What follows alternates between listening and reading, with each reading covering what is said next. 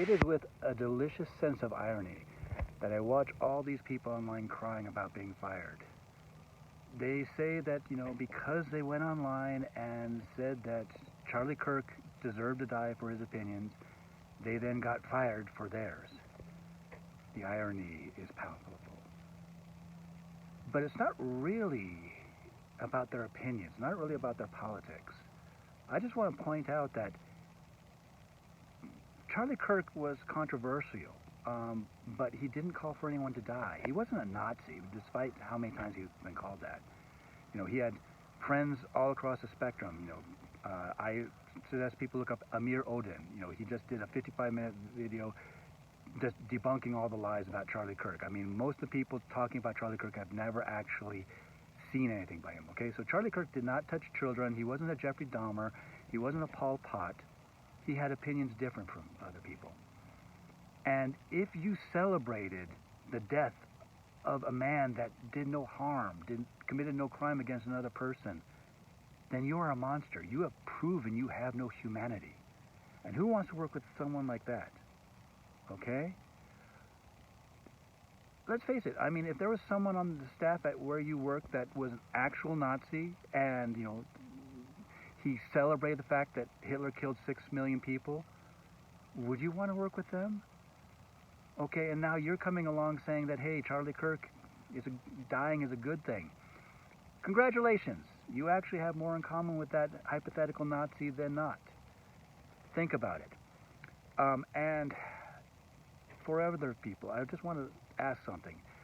Some people are saying that, he brought it upon himself because he spread racist knowledge, hate speech, stuff like that, that he was a fascist, that he was Nazi. Okay, first of all, we got to talk about the culture of hate, the rhetoric.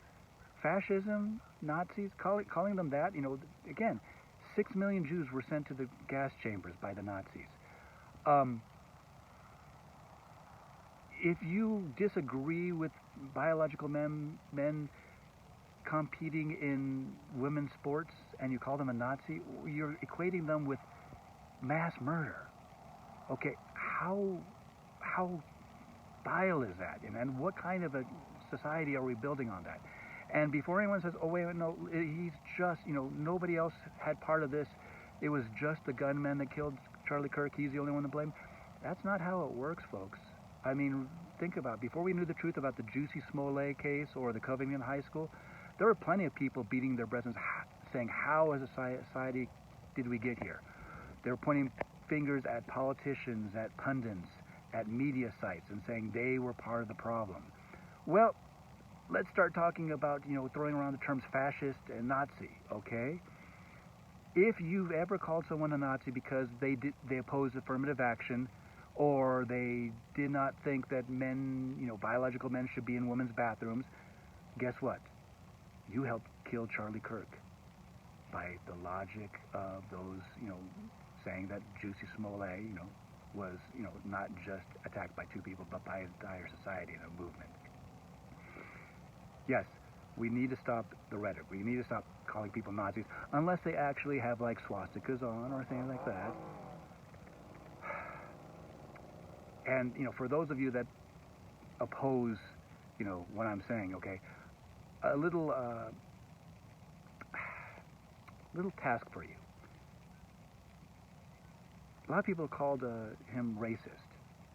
Okay, I can't find anything that I would call racist. I mean, again, Amir Odin, he's a gay black man, and he was a big friend and big supporter. And for someone who supposedly was a champion of white supremacy, he had a lot of black conservative friends.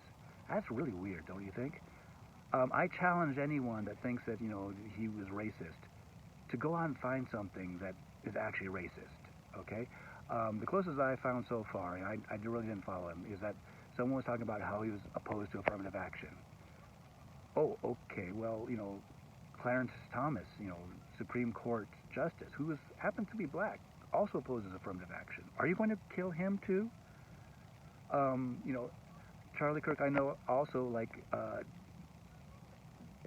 said that it was a lie that police officers are going around killing blacks, willy-nilly. There's actually a guy, Roland Fryer. He's a black academic who did a study that found out, oh yeah, no, it's not true that blacks are being killed more by police than whites. Are you going to kill him too? Well, actually, Roland Fryer and his family had to go in hiding because there was credible threats after he released that. You want to talk about the culture of hate? Okay, look in the mirror, right? Okay, if you are making threats against the life of the family of a black academic because he came out with a study that you do not like, what can I say?